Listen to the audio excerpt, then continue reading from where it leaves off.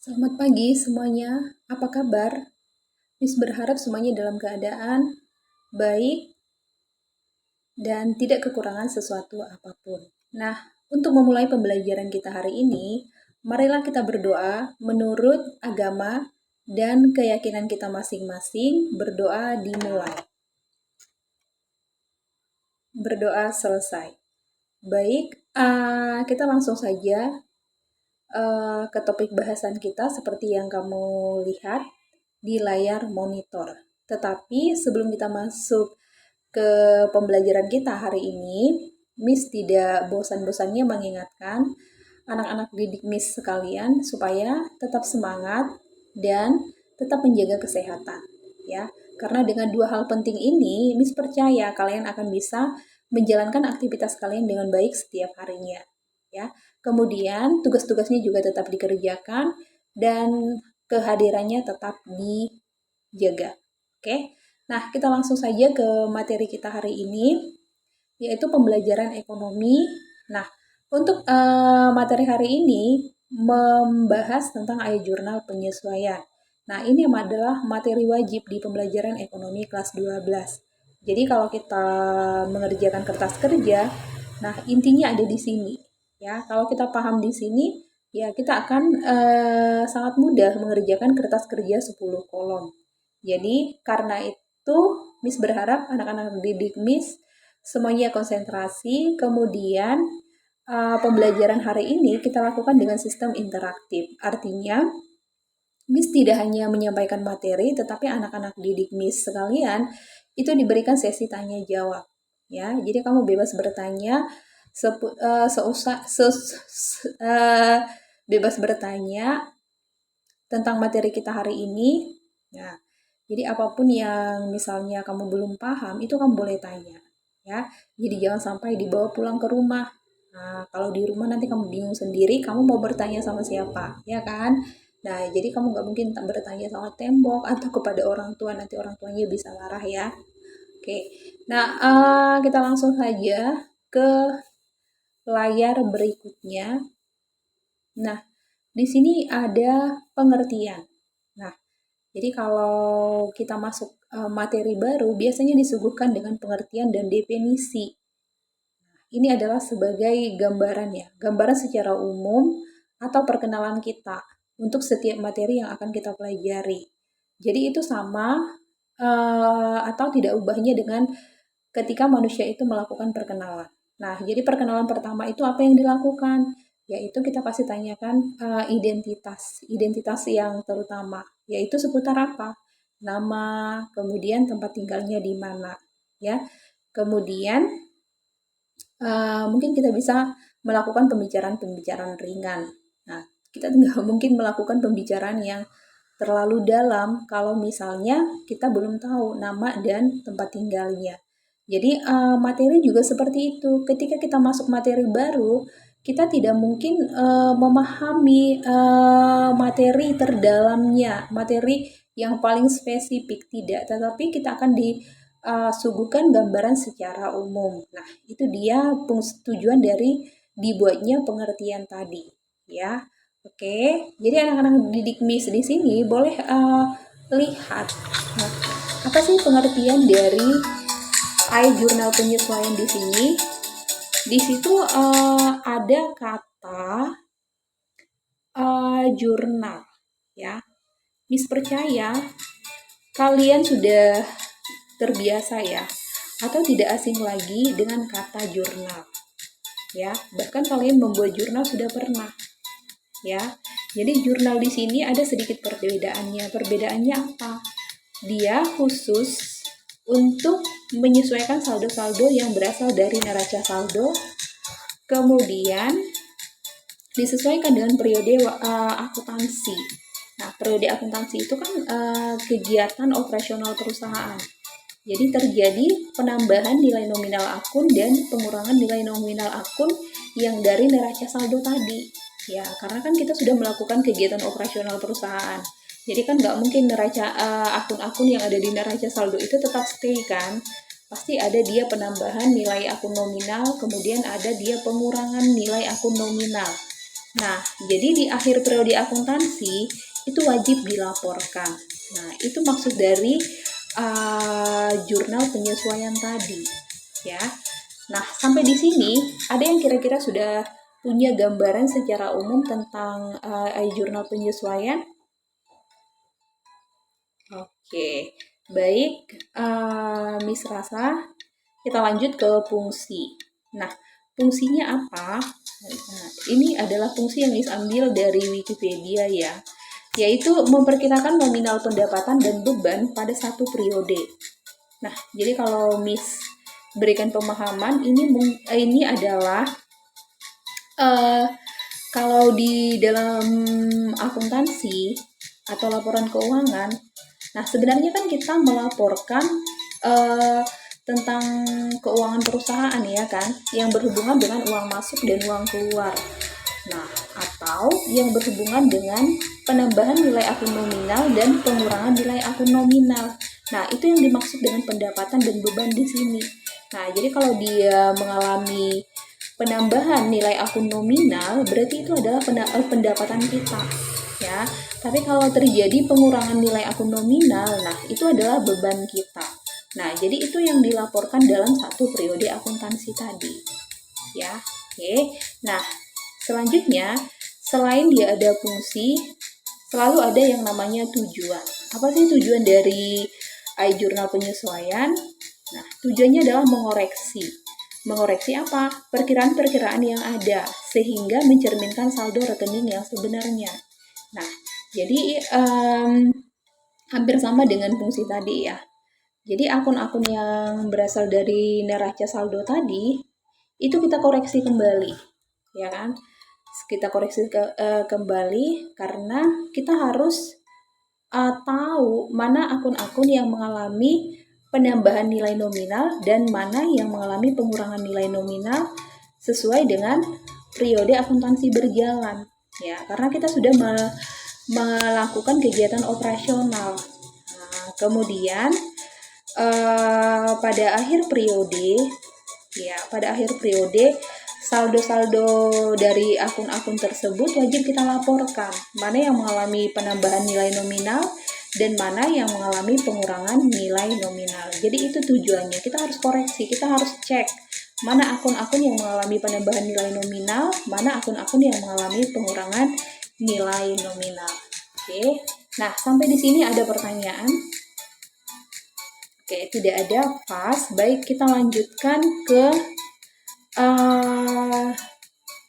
materi selanjutnya. Nah, di sini kita harus tahu akun-akun yang memerlukan jurnal penyesuaian sebenarnya di akuntansi itu apa saja. Nah, yang pertama adalah beban dibayar di muka. Nah, jadi kalau beban dibayar di muka ini seperti apa? Berarti perusahaan itu mengeluarkan uang dulu ya, uang kas dulu atau uangnya dulu yang dikeluarkan, tetapi masa manfaatnya belum kita rasakan sepenuhnya. Ya, jadi contohnya itu apa? Contohnya adalah sewa dibayar di muka.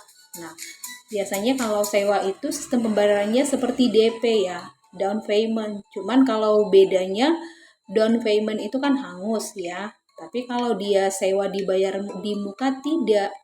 Nah, ketika kita keluarkan uang, misalnya untuk sewa 1 tahun ke depan atau 2 tahun ke depan, nah uang kita itu tidak hangus, gitu ya. Jadi di situ letak perbedaannya dengan DP tadi. Nah, tapi di jurnal penyesuaian ini harus dilaporkan. Ya, berapa sebenarnya yang sudah memang kita jalani ya, sesuai dengan nominal yang kita keluarkan. Nah, itu yang harus kita laporkan ya. Selain sewa dibayar di muka, biasanya dia adalah asuransi dibayar di muka. Jadi, sistem pembayaran asuransi juga demikian. Biasanya perusahaan mengeluarkan uang keluar dulu, uang dulu yang keluar ya, uang yang dikeluarkan, tetapi masa manfaatnya belum kita rasakan ya, yaitu asuransi. Contohnya premi asuransi untuk 1 tahun ke depan, premi asuransi untuk 6 bulan ke depan ya. Nah, tapi kadang masa manfaatnya belum kita rasakan sepenuhnya ya. Oke, selain akun beban dibayar di muka, ada yang namanya pendapatan diterima di muka. Nah, kalau pendapatan diterima di muka ini berbeda dengan beban dibayar di muka. Nah, jadi ini kebalikannya ya. Kalau tadi kita keluarkan uang, nah ini kebalikannya. Nah, kita yang terima uang. Nah, tapi uangnya itu kita terima duluan ya dari si pelanggan. Namun kewajiban kita belum kita jalankan sepenuhnya ya. Ini bisa saja terjadi dalam partner bisnis ya. Nah, apalagi kita kalau sudah mempunyai pelanggan tetap. Nah, pelanggan kita ini sudah percaya kepada kita. Nah, sudah memiliki kepercayaan. Nah, kita itu sudah memiliki kredibilitas di mata pelanggan. Nah, jadi biasanya pelanggan itu bisa memberikan sistem pembayaran uang dulu. Nah, tapi kewajiban kita belum. Nah, itu namanya pendapatan diterima di muka, ya. Kemudian yang berikutnya adalah piutang pendapatan. Nah, jadi kalau piutang pendapatan itu seperti apa? Nah, piutang pendapatan ini berarti kewajiban kita sudah laksanakan sebenarnya di bulan sebelumnya. Namun uangnya baru kita terima sekarang. Nah, itu namanya piutang pendapatan. Ya, karena piutang itu kita dapatkan dari pendapatan operasional perusahaan. Nah, contohnya kalau misalnya perusahaan kita itu bergerak dalam bidang bengkel, nah kita sudah menyelesaikan kewajiban kita, misalnya memperbaiki kendaraan pelanggan. Nah, tapi pembayarannya terakhir atau pembayarannya setelah kita melakukan pekerjaan kita. Nah, itu namanya piutang pendapatan. Ya, itu bisa saja terjadi. Nah, kewajiban kita kerjakan, nah uangnya baru sekarang kita terima. Nah, itu namanya piutang pendapatan, ya. Kemudian yang berikutnya ada yang namanya beban yang masih harus dibayar. Nah, kalau beban yang masih harus dibayar ini seperti apa ceritanya? Nah, kalau beban kan dia bersifat continue ya. Nah, continue atau rutin. Nah, apa sih pembayaran di perusahaan yang sifatnya rutin atau tiap bulan? Ada yang tahu? Iya, betul sekali. Nah, gaji. Ya, jadi beban yang masih harus dibayar. Nah, ini biasanya terjadi pada beban-beban yang ada di perusahaan, yang sistem pembayarannya itu bersifat rutin. Nah, contohnya seperti yang kalian bilang tadi, gaji. Nah, gaji karyawan itu harus dibayar setiap bulan, ya kan? Nah, kalau nggak dibayar setiap bulan, ya nggak ada nanti karyawannya yang mau bekerja. Nah, kemudian selain gaji, apa sih sistem pembayaran di perusahaan yang bersifat rutin atau continue? Ya, betul sekali. Ya, salah satunya adalah listrik. Nah, listrik itu juga pembayarannya rutin setiap bulan. Nah, kemudian selain listrik apa? Air. Nah, itu juga bersifat rutin, ya. Jadi kalau misalnya kita masuk ke beban yang masih harus dibayar, itu case-nya seperti apa? Ada yang bisa kasih contoh? Ya, contohnya seperti ini. Seorang karyawan seharusnya sudah gajian bulan ini. Nah, seharusnya. Tapi karena sesuatu hal gajiannya masih dipending, ya. Mungkin karena si karyawan lagi di luar kota, atau karena ada faktor-faktor tertentu yang membuat si karyawan itu tidak gajian pada bulan ini. Nah, itu namanya beban yang masih harus dibayar. Oke. Nah, selanjutnya ada dia yang namanya penyusutan aktiva tetap. Nah, kalau ini ceritanya seperti apa? Nah, jadi kalau di dalam perusahaan itu ada namanya aset-aset yang mengalami penyusutan, ya, atau depresiasi. Nah, itu perlu dihitung, ya, supaya kita tahu nilai ekonomis dari aset tersebut dan masa manfaatnya. Jadi kalau di dalam perusahaan sistem pemakaian aset itu nggak seperti di kita ya. Nah, kalau kita itu selama aset itu masih bisa dipakai, ya biasanya kita pakai. Nah, kalau di perusahaan itu kan ada memang dia masa manfaat. Artinya aset tersebut dipakai uh, sesuai dengan masa manfaatnya atau umur ekonomisnya ya. Jadi beda dengan kita. Kalau kita misalnya di keseharian ya, atau dalam kehidupan sehari-hari kita ya, selama itu aset masih bisa dipakai, atau itu kendaraan atau apapun, kita akan pakai gitu. Walaupun misalnya kendaraannya sudah rusak, tapi selama dia masih bisa ngantar kita kemana-mana, nah kita pakai saja. Nah itu kalau di perusahaan nggak boleh ya. Nah, biasanya kalau mereka masa ekonomisnya sudah finish, mereka akan ganti lagi. Sama seperti mesin. Nah, mesin itu kan ada sistem depresiasi ya. Umur ekonomis ya. Umur ekonomis itu dihubungkan dengan masa manfaat. Nah, jadi kalau masa manfaat itu sudah lewat, nah itu mesin wajib diganti ya. Itu dia kalau di perusahaan. Nah, kalau misalnya kita perhatikan dalam kehidupan sehari-hari, nah kita bisa kasih contoh ya, negara-negara maju ya, negara-negara yang perekonomiannya sudah oke. Nah itu contohnya adalah Singapura ya. Nah jadi kalau di Singapura itu kalau barang-barang yang mereka rasa masa manfaatnya itu sudah kadaluarsa, itu mereka nggak pakai lagi, sekalipun itu barang masih bisa dipakai. Nah mereka tidak pakai lagi, jadi mereka biasanya buang. Nah jadi perusahaan juga seperti itu ya. Itu tujuan dari penyusutan aktiva tetap tadi. Selain kita tahu masa manfaat dari aset tersebut, kita tahu aset itu bisa dipakai atau tidak lagi. Jadi kalau di perusahaan ini penting sekali, apalagi itu berhubungan dengan mesin ya, karena kan mesin ini adalah hal yang paling utama dalam kegiatan operasional perusahaan. Jadi jangan sampai mesinnya rusak.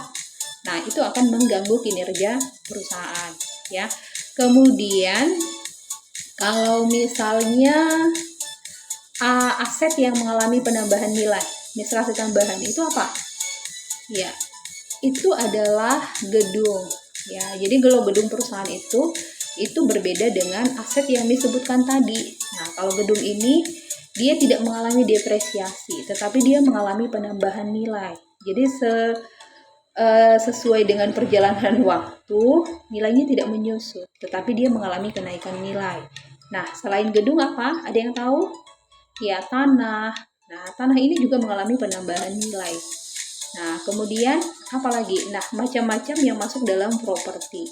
Nah, apalagi kalau misalnya aset-aset tersebut itu letaknya strategis ya. Strategis itu misalnya mudah dijangkau, kemudian dekat dengan jalan raya. Wah, itu asetnya akan mengalami pelonjakan nilai ya. Oke. Nah, selanjutnya ada dia yang namanya kerugian piutang. Nah, kerugian piutang ini seperti apa case-nya? Misalnya ketika ada pelanggan yang tidak mampu membayar utangnya kepada kita. Nah, itu bisa saja terjadi. Ya, jadi di dalam dunia bisnis ini macam-macam case yang dihadapi. Salah satunya itu adalah pelanggan yang tidak mampu membayar utang. Mungkin karena faktor ekonomis. Nah, jadi memungkinkan si pelanggan itu tidak akan membayar utangnya lagi kepada kita. Nah, itu masuk dalam kerugian piutang, atau yang mungkin terlalu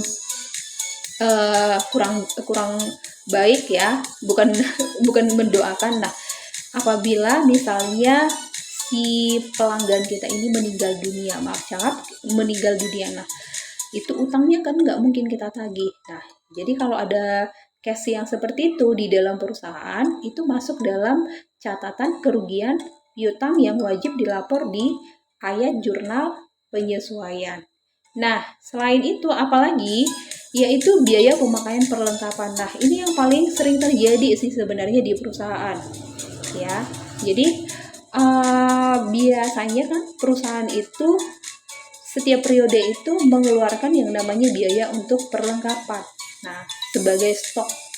Nah, jadi selama satu periode berjalan, itu akan ada perlengkapan yang mengalami pengurangan nilai ya. Kemudian ada yang terpakai, atau dengan istilah ada yang terpakai, kemudian ada yang menjadi stok. Nah, yang menjadi beban perlengkapannya adalah aset yang terpakai dalam satu periode tadi. Nah, jadi ini yang wajib kita laporkan di ayat jurnal penyesuaian. Ya, jadi yang terpakai ya. Oke. Nah, sampai di sini ada yang bertanya kira-kira tentang akun-akun yang memerlukan jurnal penyesuaian? Oke, tidak ada. Baik. Nah, kita lanjut. Selanjutnya adalah contoh soal. Kita masuk ke dalam contoh soal. Nah, contoh soal yang pertama yaitu beban perlengkapan atau biaya pemakaian perlengkapan. Nah, di situ Miss kasih satu contoh, yaitu pada tanggal 2 Maret 2021, pada tanggal 2 Maret 2021, akun perlengkapan di neraca saldo adalah 1 juta. Nah, ini bisa dikatakan sebagai stok ya. Kemudian pada akhir periode itu stoknya itu berubah menjadi 500. Nah, ya, berarti berapa yang berkurang? Yaitu 1 juta dikurang 500, yaitu 500. Berarti beban perlengkapannya itu yang yang terpakai tadi. Nah, itu yang harus dilaporkan. Ya, oke. Kita lihat dulu cara penulisan jurnal. Yang pertama, penulisan jurnal ini kita akan tulis mulai dari adanya perlengkapan ya. Nah, perlengkapan itu 1 juta di debit ya. Kemudian kasnya 1 juta di kredit. Nah, pertanyaan Miss, kenapa sih sebenarnya jurnal itu penulisan perlengkapannya 1 juta di debit dan kasnya itu 1 juta di kredit? Ada yang tahu? Ya, betul. Nah, jadi ketika perusahaan menambah aset berupa perlengkapan, ya, berupa harta 1 juta itu di debit. Nah, itu kan kalau dalam mekanisme debit kredit, harta bertambah itu kan di sebelah debit ya. Nah, salah satunya perlengkapan. Nah, jadi kalau perlengkapan bertambah, ya kamu harus cantumkan dia di sebelah debit. Kemudian di sisi lain, ketika kita menambah aset berupa perlengkapan, berarti di sisi lain kas kita juga berkurang. Ya, harta kita berkurang dalam bentuk apa? Uang kas. Ya, karena kan nggak mungkin ya kita punya perlengkapan kalau misalnya kita nggak bayar gitu. Dari mana perlengkapan itu bisa stay di kantor kalau misalnya kita nggak keluarkan uang?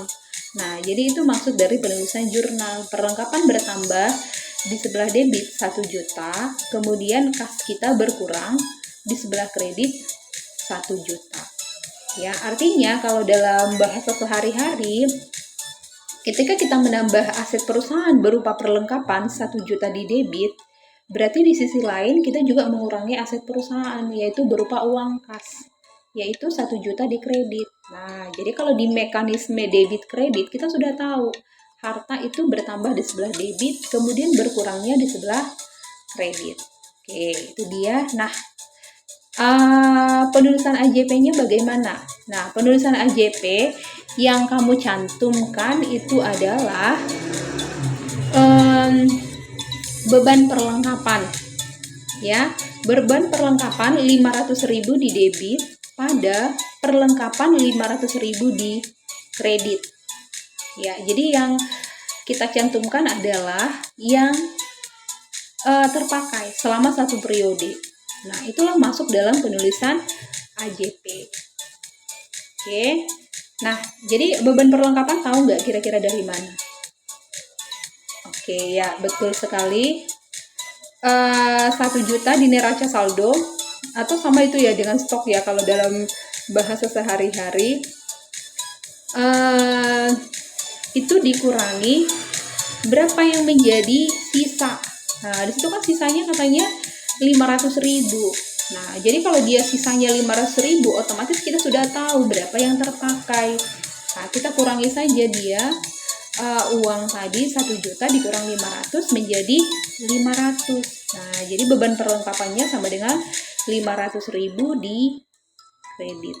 Nah, itu dia. Oke, kita lanjutkan lagi sampai di sini. Ada pertanyaan atau ada pernyataan juga boleh lah. Mana tahu kalian punya sesuatu hal ya, something else di luar sana yang bisa kalian hubungkan dengan materi ini ya boleh, ya kan? Ada pertanyaan? Oke, tidak ada, pas ya. Baik, kita lanjut. Yang berikutnya adalah beban dibayar di muka. Nah, di situ ada Miss kasih satu contoh, yaitu membayar premi asuransi 2.400.000 untuk masa 1 tahun untuk periode 3 Maret 2021 sampai 3 Maret 2022. Nah, itu 2.400.000. Nah, 2.400.000 itu kan digelontorkan perusahaan ya. Itu dalam bahasa sehari-hari digelontorkan, bahasa gaulnya. Jadi nggak apa-apa kita pakai bahasa gaul dalam akuntansi. Supaya kita nggak terlalu formal gitu ya. 2.400.000 itu digelontorkan perusahaan untuk bayar asuransi dalam jangka waktu 1 tahun. Nah, kita harus tahu kalau misalnya dia 2.400.000 untuk 1 tahun, ada nggak yang tahu berapa kira-kira biaya asuransi yang dirincikan dalam 1 bulan? Gimana? Ya kita harus bagi 12, karena kan 1 tahun itu ada 12 bulan ya. Ya berarti 2.400.000 dibagi 12. Nah, dengan demikian kita akan tahu berapa dia biaya asuransi yang ditanggung oleh perusahaan itu 1 bulannya. Nah, yaitu sama dengan 200.000. Nah, masalahnya kita harus tahu kalau pencatatan di AJP itu seperti apa. Nah, bagaimana cara mencatatnya, Miss? Nah, kita kembali ke soal. Coba kamu perhatikan, di sini kan dikatakan dia membayar premi asuransi itu kan mulai dari tanggal 3 Maret 2021 sampai dengan 3 Maret 2022. Nah, itu untuk 1 tahun. Sementara akhir periode akuntansi, yaitu setiap tahunnya itu wajib membuat laporan. Nah, kalau kita mulai stepnya tanggal 3 Maret 2021, berarti kita harus tahu 31 Desember 2021 kita wajib buat laporan, yaitu jurnal penyesuaian. Nah, jadi cara menghitungnya bagaimana? Ya kamu hitung. Kalau dia melakukan pembayaran 3 Maret, nah sampai tanggal 31 Desember 2021, itu berapa bulan? Iya, betul. Nah, itu adalah 10 bulan. Nah, kita kan sudah dapat tuh 1 bulan biaya asuransinya atau beban asuransinya kan 200. Nah, jadi kalau sampai 10 bulan dia berapa tuh beban asuransi? Iya, adalah 2 juta. Nah, jadi cara penulisan AJP-nya bagaimana? Yaitu beban asuransi 2 juta di debit pada asuransi dibayar di muka 2 juta di kredit. Nah, itu dia. Oke, ada pertanyaan sampai di sini? Tidak ada ya? Oke, kita lanjut. Yang berikutnya.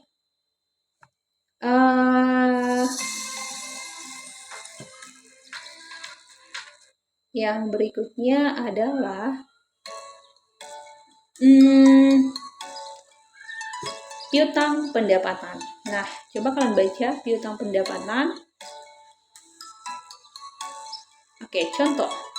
Pada tanggal 10 Maret 2023, perusahaan telah menerima pembayaran jasa servis kendaraan perusahaan lain ya. Ini maksudnya perusahaan yang berpartner dengan kita atas penyelesaian perbaikan kendaraan kantor si pelanggan tadi.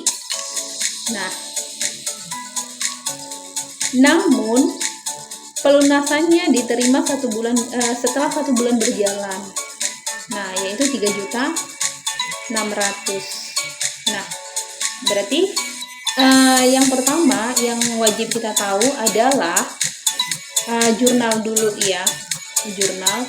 Kalau penulisan jurnalnya berarti kas. Ya, kasnya 3.600.000.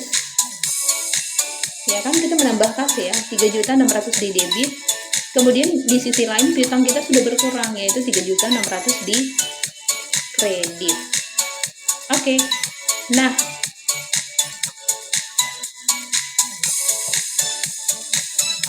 Oke, di sini ada sedikit kesilapan. Nah, ini maksudnya kas 3.600.000 ya, dia tetap 3.600.000 di debit pada pendapatan 3.600.000 di kredit. Oke, nah itu dia. Kemudian yang berikutnya adalah akumulasi penyusutan kendaraan. Nah, di situ dikatakan kendaraan yang dibeli pada tanggal 7 Maret 2022 senilai 20 juta. Nah, kemudian diperkirakan mengalami penyusutan 2% per bulan dari harga perolehan. Nah, yang pertama adalah jurnal dulu ya. Nah, di situ kan perusahaan membeli kendaraan. Berarti penulisan jurnalnya bagaimana? Kendaraan bertambah di sebelah debit 20 juta. Kemudian di sisi lain kas kita berkurang 20 juta di sebelah kredit. Oke. Nah, sekarang kita masuk ke penulisan AJP. Jika dia diperkirakan 2% menyusut dari harga perolehan, berarti kita hitung per bulan 2% dari 20 juta itu berapa? Ya, betul, adalah 400.000. Nah, permasalahannya itu kan dimulai tanggal 7 Maret ya, dibeli tanggal 7 Maret. Jadi 7 Maret berjalan ke bulan berikutnya sampai ke tahun berikutnya. Nah, kita harus hitung tuh nilai ekonomisnya atau depresiasinya berapa. Nah, jadi kan 7 Maret itu kan awal bulan ya, Maret ke 31 Desember. Nah, 31 Desember itu berapa bulan? Iya, betul, ada 10 bulan. Berarti 10 bulan ya. Berarti beban penyusutan kendaraannya itu adalah 10 dikali 400. Berarti sama dengan 4 juta. Nah, jadi selama 10 bulan itu dia 4 juta penyusutannya. Nah, penulisan AJP-nya bagaimana? Beban penyusutan kendaraan 4 juta di debit pada akumulasi penyusutan kendaraan 4 juta di kredit. Nah, itu dia. Oke. Ada pertanyaan? Atau ada yang asing dengan nilai-nilai ini? Nah, sekarang Miss mau bertanya. Kalau misalnya dia selama 10 bulan itu depresiasinya kan 4 juta ya. Nah, nilai ekonomis kendaraan itu jadi berapa? Ada yang tahu? Iya, betul. Jadi 16 juta. Ya, kalau kita misalnya ikut perhitungan 2% depresiasinya per bulan. Oke. Baik, kita lanjutkan. Yang berikutnya adalah pendapatan diterima di muka. Nah, di sini dikatakan pada tanggal 2 Mei 2023 perusahaan menerima pendapatan sewa untuk 1 tahun yaitu 4.800.000 atas aset gedung yang tidak dipakai untuk kegiatan operasional perusahaan. Nah, yang pertama kita masukkan dulu ke jurnal. Kalau misalnya dalam catatan kita mendapatkan sewa, pendapatan berupa sewa, berarti kas kita bertambah ya, 4.800.000 yaitu di sebelah debit. Nah, di sisi lain, pendapatan kita bertambah di sebelah kredit yaitu 4.800.000. Oke. Nah, sekarang kita masuk ke penulisan AJP. Penulisan AJP-nya bagaimana? Yaitu sewa diterima di muka senilai 3.200.000. Nah, ada yang tahu dari mana nominal 3.200.000? Iya. Nah, di sini kan dikatakan tanggal 2 Mei 2023 perusahaan itu menerima pendapatan sewa untuk masa 1 tahun. Nah, kita hitung Mei sampai ke 31 Desember, akhir periode akuntansi. Itu berapa bulan? Ada, iya betul, ada 8 bulan. Nah, ada 8 bulan. Nah, kalau 1 bulan itu berapa kira-kira? Kalau misalnya kasnya 4.800.000 itu diterima, diterima untuk masa 1 tahun, kira-kira income kita itu kalau kita hitung per bulan berapa sih? Kalau misalnya 4.800.000 per tahunnya untuk 1 tahun, nah income kita untuk 1 bulan itu berapa hitungannya? Iya, 4.800 dibagi 12 itu sama dengan 400. Ya, jadi kan ada 8 bulan ya. Berarti 400 dikali 8 itu sama dengan 3.200.000. Berarti penulisannya adalah sewa diterima di muka 3.200.000 di sebelah debit pada pendapatan 3.200.000 di sebelah kredit. Nah, itu dia. Oke, ada pertanyaan? Oke, tidak ada pasti ya. Baik, selanjutnya kita masuk ke beban yang masih harus dibayar. Nah, ini cukup simpel ya, tidak ada perhitungan-perhitungan yang membuat pusing. Nah, di situ pada tanggal 5 Juni seorang karyawan belum menerima gaji sebesar 1 juta karena sedang keluar kota. Nah, cara menghitungnya bagaimana? Yaitu beban gaji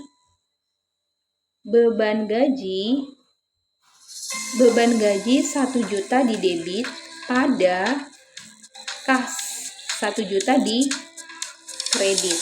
Nah, kemudian di sisi lain bagaimana kalau AJP? Iya, beban gaji pada utang gaji. Jadi jadinya yang kas tadi yang harus dikeluarkan. Nah, sekarang kita harus ganti menjadi utang gaji karena permasalahannya gaji si karyawan itu kan belum dibayar tuh, ya kan? Berarti beban gaji 1 juta di debit pada utang gaji 1 juta di kredit. Ya, betul sekali. Oke, sampai di sini ada pertanyaan? Oke, tidak ada. Nah, sekarang kita lihat laporan kompleks. Nah, kita harus laporkan dia jurnal penyesuaiannya tadi. Ya, jurnal penyesuaiannya tadi. Ingat, penulisan jurnal penyesuaian itu tanggalnya harus per 31 Desember semua. Karena apa? Kita membuat laporan itu per akhir periode. Ya, coba kalian perhatikan di situ 31 Desember 2021. Ya, itu dia. Nah, kemudian jangan lupa sisi debit dan kreditnya harus seimbang, balance ya. Jadi kalau misalnya nggak balance gimana Miss? Nah, berarti kamu salah menginput, ada terjadi kesalahan. Jadi jangan sampai nggak balance. Oke? Nah, itu saja Miss rasa untuk pertemuan kita hari ini. Ada pertanyaan? Ada pertanyaan? Atau ada tambahan juga boleh? Ada yang belum jelas? Baik. Nah, jadi kalau misalnya tidak ada pertanyaan, apa sih sebenarnya kesimpulan dari pertemuan kita hari ini? Apa kesimpulan yang bisa kita ambil dari topik pembahasan jurnal penyesuaian? Oke, jadi kesimpulan intinya, jurnal penyesuaian itu adalah jurnal yang memang khusus. Ya, bisa kita katakan adalah khusus untuk melaporkan akun-akun yang mengalami penambahan nilai nominal dan akun-akun yang mengalami pengurangan nilai nominal. Nah, itu diperuntukkan khusus. Nah, jadi itu kita harus koreksi yang mana dia. Kemudian kita harus lapor di akhir periode akuntansi. Nah, jadi akhir periode akuntansi itu kapan? Yaitu setiap tahunnya. Nah, kalau misalnya yang kita laporkan itu adalah tahun 2021, berarti kita harus laporkan tahun 2021, 31 Desember 2021. Kalau misalnya tahun 2022, berarti akhir periodenya itu adalah 31 Desember 2022. Nah, itu saja intinya. Jadi, kita harus laporkan, harus disesuaikan. Ya, jadi di sini peran dari jurnal penyesuaian tadi. Oke.